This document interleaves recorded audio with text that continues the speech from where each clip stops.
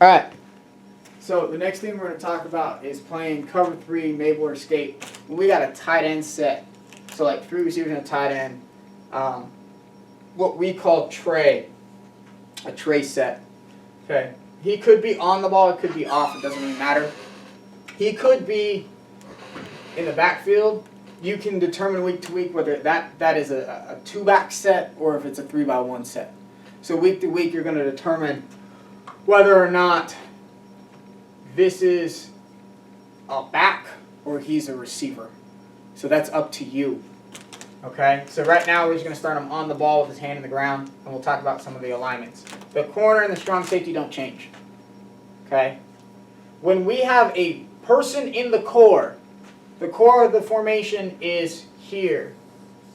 Okay? Tackle to tackle, tight end to tight end. Okay? That's the core. The easiest way to define the core is it's 1 to 2 yards from the tackle. 1 to 2 yards outside the tackles. That's the core. If we have a player in the core, the Mike and the will stack back over to their guard or like A-B gap alignments. So they'll stack back over. They will no longer hip. So the alignment earlier we were talking about in skate Mable was a hip alignment. Now we're going to stack back over the guards, or it may be over the tackle depending on what our gap fits are. But we're going to get in our gaps. Does that make sense? Yes. So our free safety, when there's a tight end, okay, we're a little bit less concerned about disguising. So I want to get down to 5 or 6 yards. Okay? Whether I'm doing a pre-snap or post-snap, I want to end up at about 5 yards. And I want to end up at 5 yards, and my middle field safety is still going to roll to the middle of the field. That does not change. Okay? But alignment-wise, I want to be about 5 yards, and I want to be about 1 yard or 2 outside the tight end. 1 yard or 2 outside the tight end. Some of that is also going to be determined by week-to-week game plan, what type of runs they want to do. If they want to run perimeter runs, you want wider. You want him 5x3, that free safety. If they're running interior runs or they're running RPO, which we'll talk about a little bit later with the tight end, you want them 5x1. Okay? But the Will and the Mike have to make sure they stack back over the guards. They have to make sure they stack back over the guards. If they don't stack back over the guards, you're going to be way too pushed over to the strong side. Okay? They need to stack back over the guards. If we have a Y in the core. A Y in the core. So if we were to put up skate here, so let's say we were in skate now. Alright, we had a Y in the core. My Will and my Mike would stack over the guards, and my weak safety we would be down. He would do the same thing that the free safety did. He's going to be there. He's going to be anywhere between 1 to 3 yards outside the tackle, and he needs to end up about 5 yards. Okay? Because he needs to, depending on what we're seeing, be able to fit the run faster. Alright? So the next thing we're going to talk about going forward is playing the RPO game in flood coverage. Okay? So the first one we're going to talk about when it comes to flood coverage is we're going to play Mable, and we're going to talk about defending the RPO. We're going to talk Mable defending the RPO. Okay? Now, a few points of note here. You usually do not get RPO if the back is away from the multiple receiver side. It's rare that you get RPO when the back is set to the weak side. That's usually not an RPO. Okay? It's usually when the back is in pistol, so right behind the quarterback, or strong, that you get RPO threats. Alright? So when we face a heavy RPO team, and when we teach flood coverage, we talk to the number 2 and the number 3 defender. So the flat defender and the curl defender. The flat defender and the curl defender in flood coverage. The coaching point that we use is we need to hang on the receiver inside of us before we relate to the final receiver, 1, 2, or 3. So if I'm the strong safety here, I'm the flat defender, I would need to hang on 2 before I relate to 1. Okay? In the flat. if I'm the free safety, I need to hang on 3 before relating to 2 in the curl. Okay, I need to hang on 3. What does hang mean? We'll talk about technique later, but that basically means we need to wait until he goes past us, until we start to widen towards the curl and towards the flat. If he were to sit down in front of us, we're going to match him right now. Okay? We're going to match him, and we're going to give up the hitch or the quick by number 1. So let me say this again. Particularly against RPO teams, if the 3 or the 2 sits down in front of either our curl defender or our flat defender, curl defender for the 2 or the 3, and flat defender for the 1 or the 2. I'm sorry, for the 2. We're going to sit on him until he goes past us. If he doesn't go past us, so if he sits down, we're going to sit on him right now, and we're going to let them throw the hitch to number 1. We're going to let them throw the hitch to number 1. Okay? We're going to let them throw the hitch to number 1. The reason is because versus the RPO, our linebackers are in the run fit. And so we no longer have a 3 player to take the quick by number 3. Meaning we have no 3 player to take the hitch, the slant by 3. So our free safety needs to hang on that 3. And if that 3 sits, we're going to sit down on him. If he goes past me, now I can start to expand. So now I can start to expand towards the curl and relate to the 2 if you were to go past me. If you were to go past me, because now no longer is it an RPO threat. In skate, the same rules for the same areas of the field, just different players. So now the Mike, okay, is the 2 player. He's going to hang on 3.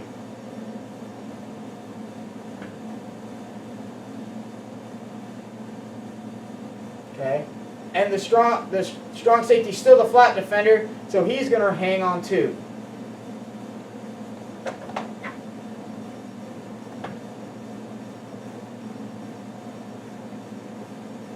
Before they relate to the next receiver over. Okay, so the Mike is going to hang on the number 3, and the strong safety is still going to hang on the 2. Before they relate to the number 2 receiver and the number 1 receiver in the curl and in the flat. Okay, we do this so that we can stop the RPO game. It's very specific for the RPO. It's very specific. Once 3 goes past me, I can push the 2. Once 2 go past me, I can push the 1. Okay? Because at that point, you're not getting an RPO when they're running vertical down the field. And so now I have my 3 player who can take 3 up and back. I can take my 3 player and take him 3 up and back. Okay? So that's how we handle the RPO in our flood coverages, Mable and skate. We want to make sure we hang on the inside receiver before we relate to the guy we're going to relate to on the outside. So that way, if they're running an RPO, we can sit on them. Alright, so the next thing we're going to do is handle bunch out of 3x1, okay, with flood coverage. So the first one we're going to do is weak side rotation flood coverage. So we're in skate. Whenever we get a box, okay, or a bunch, I apologize. Whenever we get a bunch, we play box. We're only playing box. Let me say this again. We're only playing box with the flat defender, the deep midpoint player, and the middle of the field player in skate and Mable. Everybody else is playing skate or Mable. Let me say this again. Everybody else is playing skate or Mable. So the underneath defenders are playing skate Mable rules. So in this case, it would be skate. Okay? Corner, still playing skate on the backside. It's only these 3 guys that are doing something a little bit different. Okay? So when we play skate box, our strong safety, if the bunch is tight, so inside the divider, will align between 5x1 and 5x3 outside the bunch. Again, this is going to be determined by how wide or tight the bunch is. It's also going to be determined by what type of plays they want to run. In my opinion, if they're trying to run perimeter run plays, I want to be 5x3 outside the tight end. I want to be wider. However, if they're not trying to run perimeter run plays, if they want to add them to like an interior blocker, right, and stuff like that, then you need to be 5-1. You want to be tighter. It also depends on the ability of the kid. But we want to be outside leverage because it's inside our divider, using divider rules. Our corner is going to play with divider leverage, and he's going to play 10 yards off and stack the safety. Meaning he's going to line up right on top of the safety, the strong safety, and he's going to be at 10 yards. He's going to use divider leverage. Divider leverage.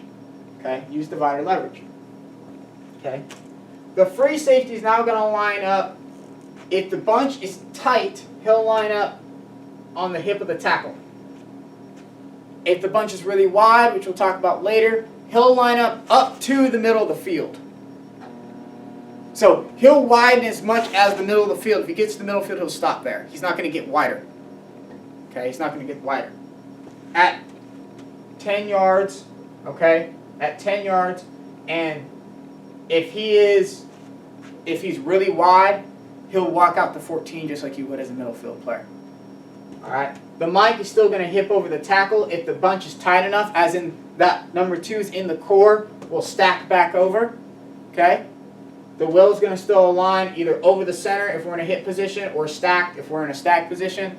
And the weak safety is still going to align either 5x3, 8x3, or 10x3 outside the tackle based on his ability and based on down and distance. All right, so when we play box, the corner, you have first, deep, out. First, deep, out. The safety, you have the first, short, out. The free safety, you have the first, deep, in. First, deep, in. Okay? My mic and my will are just going to use Mable rules. I'm sorry, skate rules in this case, which are flood coverage rules. So my mic's going to push the 2 in the curl. Okay? And my will is going to push the 3, and he has 3 up and back. Okay? Now, a note on the free safety. When we play zone match box, the free safety will take the first deep in, but not back. So if any of these guys go in and back across the field, that's going to be the Will's guy, because that'll end up becoming the number 3. So let's say it's a combination like this and like that. That becomes the number 3 after the patterns are ran because it's a zone match. He's going to take the 3 up and back. He won't take him back. Okay? He will continue to kind of expand and look for the second guy coming deep and in. He will take the first deep in, up and in, but not back. Okay? Not back. It is a zone match. Let me say this again. This is a zone match. So if we get underneath routes, as in shallow crossers, and I get strong flow, I'm still going to pass it back.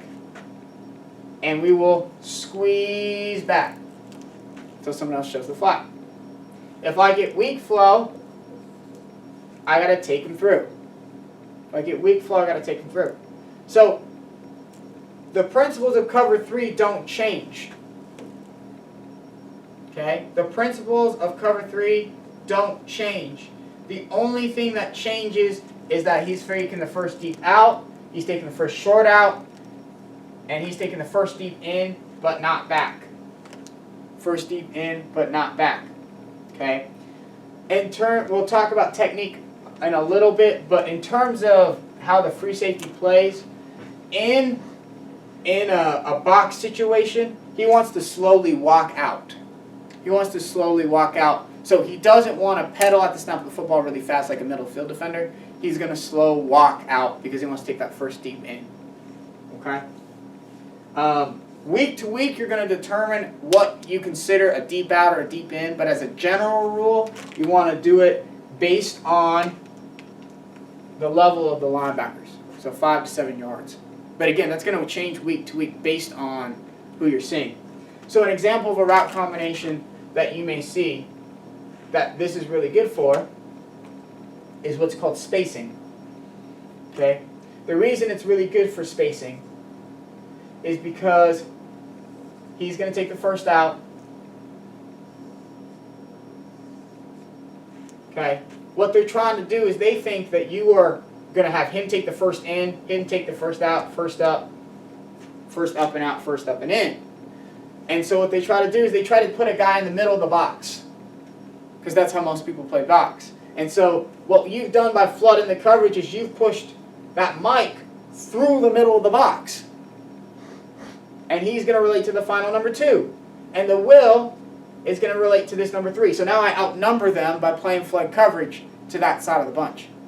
To the bunch, by playing box that way. Okay? Next we're going to talk about playing Mable box. Mable box is exactly like skate box, only we're playing Mable coverage. Mable coverage is flood coverage, just with strong rotation. So the corner and safety alignments do not change. Okay?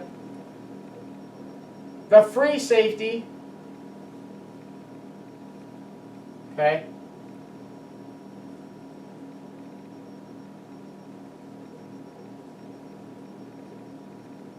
the free safety now becomes the 2-player in the curl. Either at the snap of the football, right before the snap of the ball, or you can align him. He wants to jump down in the middle of the box at about 5 to 7 yards. About 7 yards. And now he's going to relate the 2 in the curl. Just like the Mike did. The Mike still has this same rule that he did in Mable.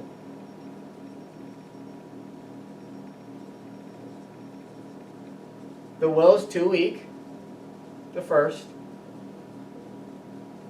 And now the person who has to take the deep in, but not back,